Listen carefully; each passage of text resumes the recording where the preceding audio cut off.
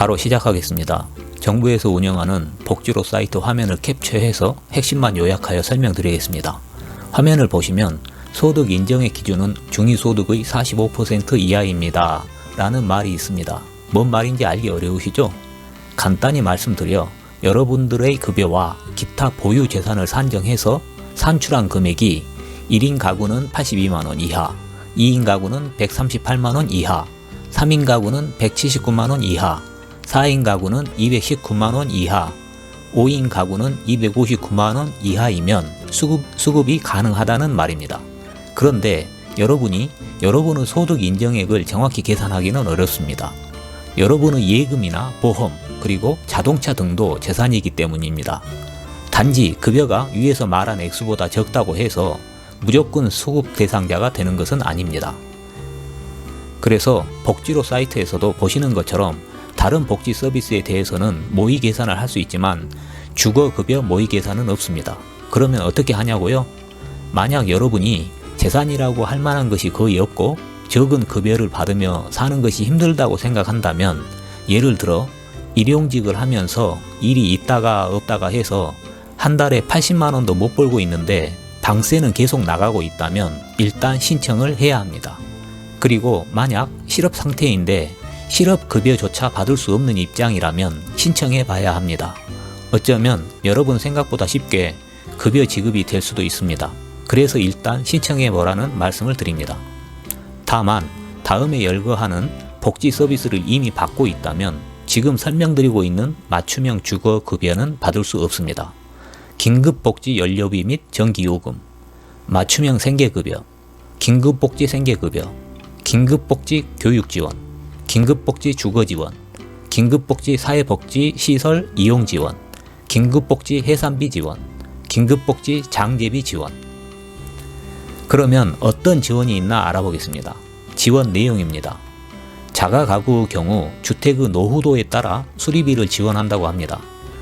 그 부분은 이 영상에서는 설명하지 않겠습니다. 노후된 주택에서 자가로 사시는 분들도 주민센터에 문의해 보시기 바랍니다.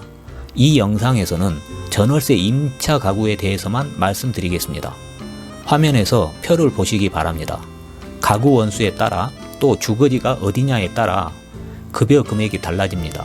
그러니까 만약 여러분이 1인 가구고 서울에서 살고 있으며 심사에 통과한다면 월 31만원을 주거급여로 받게 됩니다.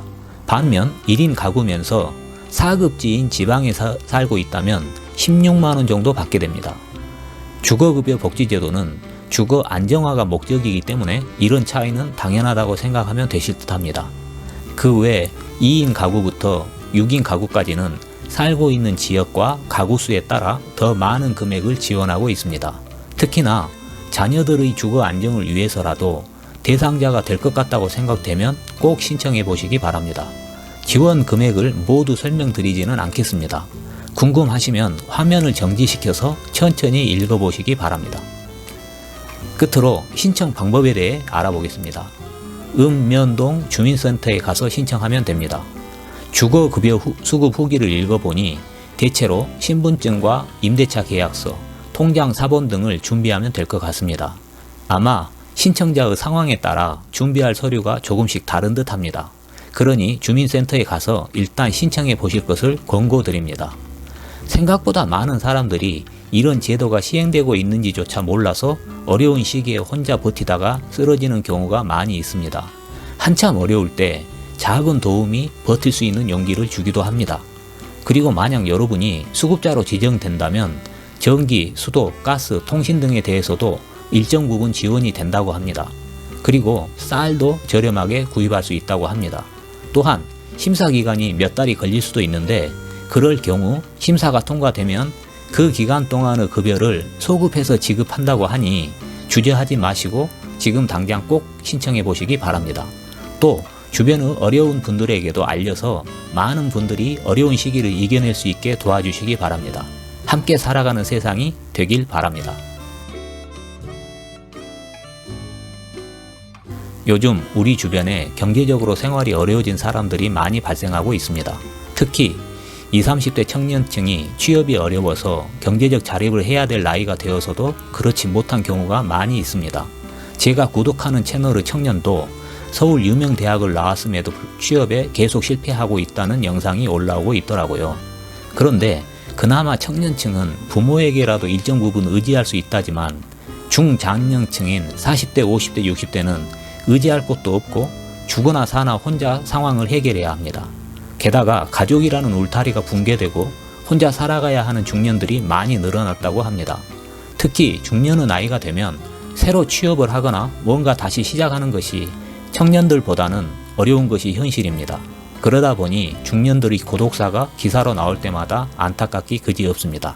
그런데 이런 어려움은 누구에게라도 올 수 있습니다. 몇 년 전 TV에서 자주 봤던 어떤 중년 여자 탤런트가 원룸에서 사망한 채 발견되었다는 소식은 마치 알던 사람의 일인 양 꽤나 충격이었습니다. 지금도 예전 드라마 방송을 해주는 TV 채널에서는 그녀가 멀쩡한 모습으로 나오고 있어서 더 안타까운 마음입니다. 그래서 혹시라도 지금 이 순간 생활이 어려운 분들에게 조금이라도 도움이 되었으면 하는 마음으로 주거급여에 대해 설명드렸습니다. 생활이 어려운 시기 동안 급여를 수급하는 행위는 부끄러운 일이 결코 아닙니다.